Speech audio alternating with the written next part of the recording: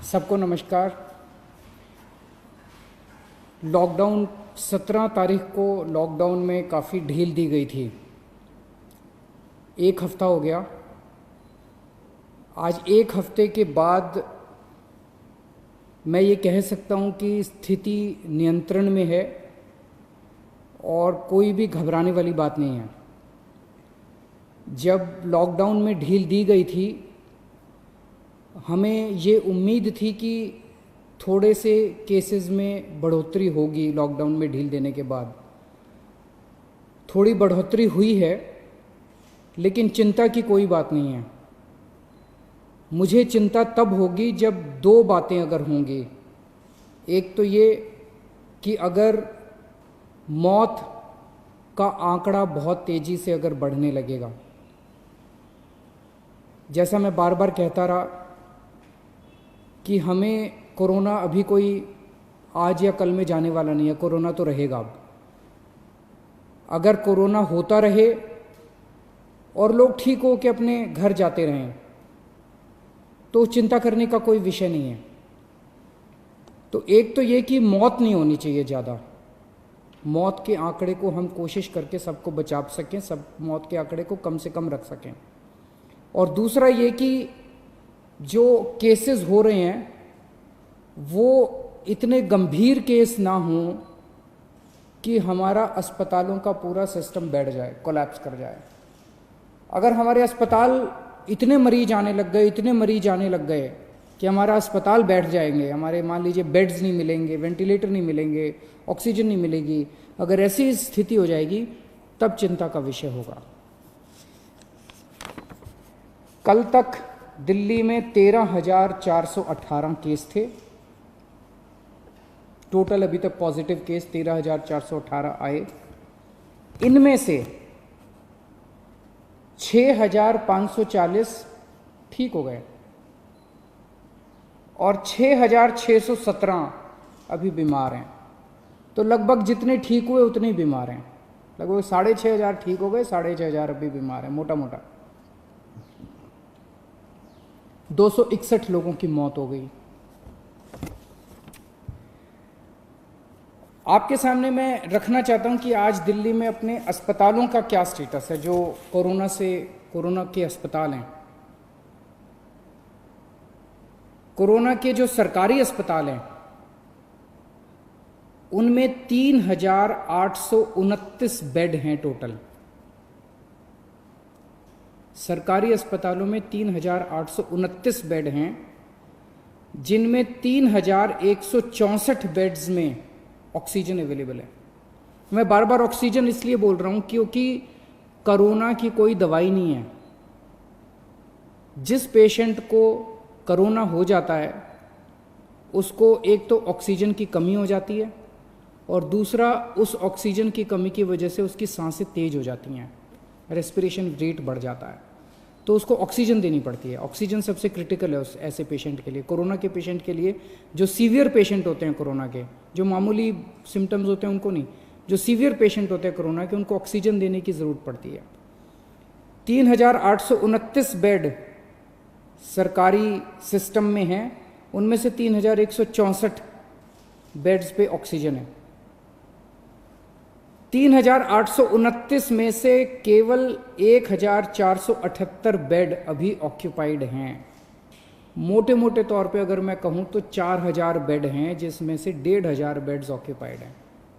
2,500 beds अभी खाली हैं सरकार में। 1,500 बेड्स ऑक्यूपाइड है, 2,500 बेड अभी खाली हैं। सरकार के पास 250 वेंटिलेटर हैं, उनमें से केवल 11 वेंटिलेटर अभी यूज़ हो रहे हैं। लगभग 240 वेंटिलेटर खाली हैं, तो अभी घबराने की कोई बात नहीं है।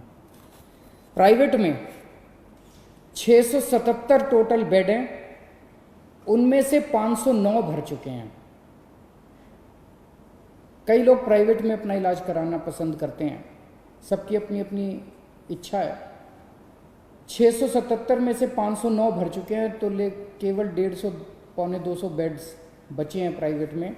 इसीलिए कल सरकार ने ऑर्डर जारी करके दिल्ली के 117 प्राइवेट अस्पतालों में ऑर्डर जारी कर दिए कि 20% उनको अपने बेड कोरोना के लिए रखने पड़ेंगे।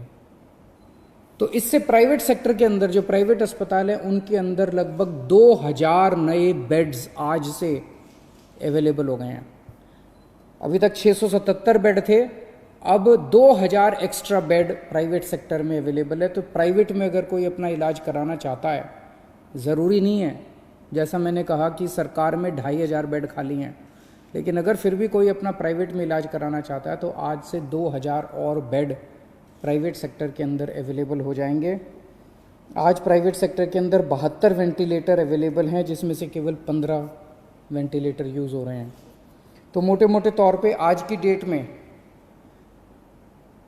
प्राइवेट और सरकार मिला के 4500 बेड्स हैं, जिसमें से लगभग 2000 बेड्स इस्तेमाल हो रहे हैं, 2500 बेड्स अभी भी खाली हैं।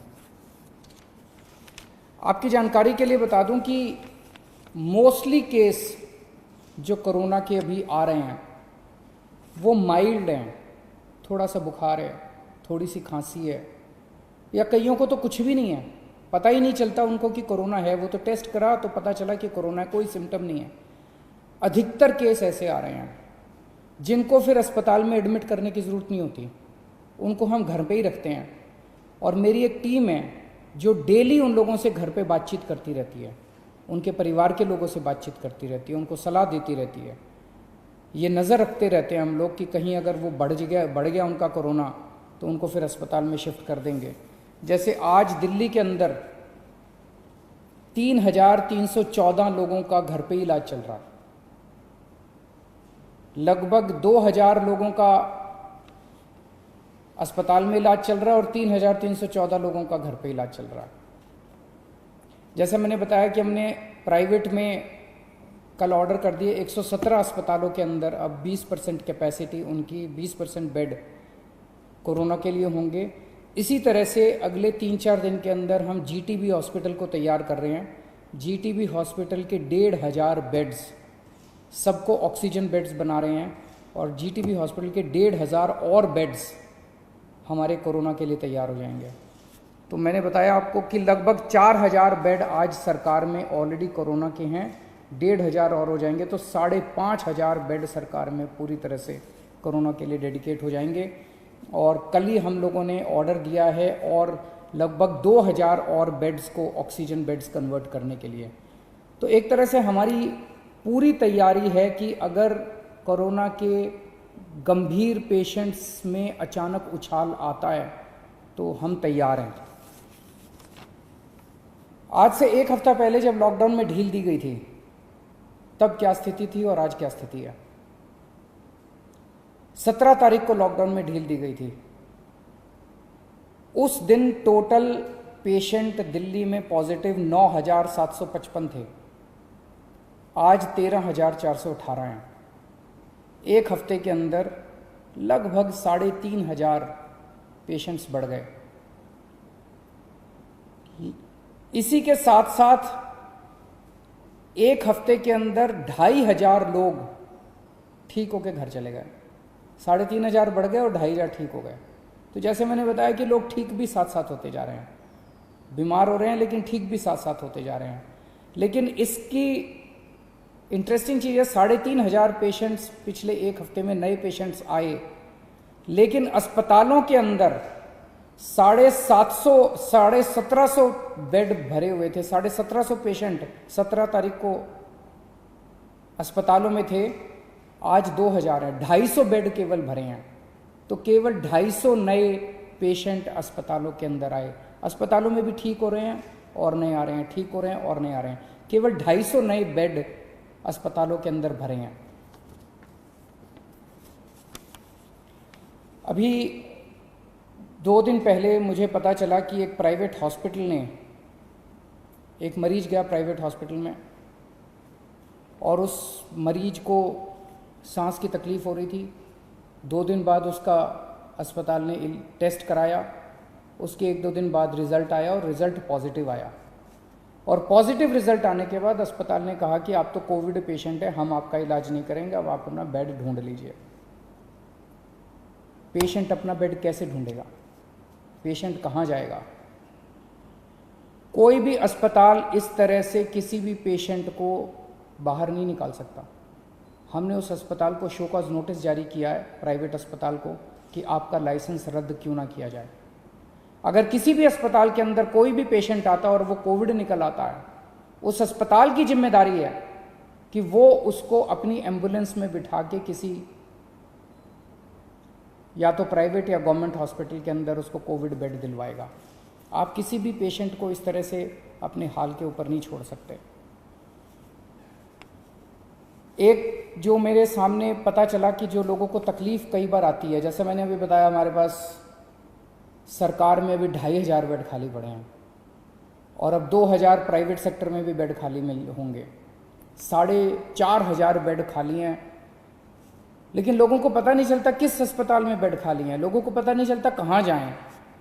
तो इसके लिए अब हम एक सिस्टम बना रहे हैं, 2-3 दिन के अंदर सिस्टम आपके सामने लाएंगे, जिसमें अगर कोई भी कोविड का सीरियस पेशेंट है और उसको बेड चाहिए, उसको एडमिशन चाहिए, उसको तुरंत पता चल जाएगा कि मुझे कहाँ जाने की ज़रूरत है। इसका पूरा सिस्टम बना रहे हैं और 2-3 दिन के अंदर ये पूरा सिस्टम बना के मैं आपके सामने आऊँगा। फ़िलहाल जैसे मैंने बताया कि दिल्ली के अंदर स्थिति नियंत्रण में है, केसेस थोड़े बढ़ रहे हैं, मैं मानता हूँ केसेस थोड़े बढ़ रहे हैं, लेकिन जितने केसेस बढ़ रहे हैं मोस्टली माइल्ड सिम्टम वाले हैं, एसिम्टोमेटिक हैं, उनका घर में इलाज चल रहा है, उनकी भी हम देखभाल कर रहे हैं और जो पेशेंट्स हॉस्पिटल में आ रहे हैं उनका भी हम पूरा ख्याल रख रहे हैं। बहुत बहुत शुक्रिया।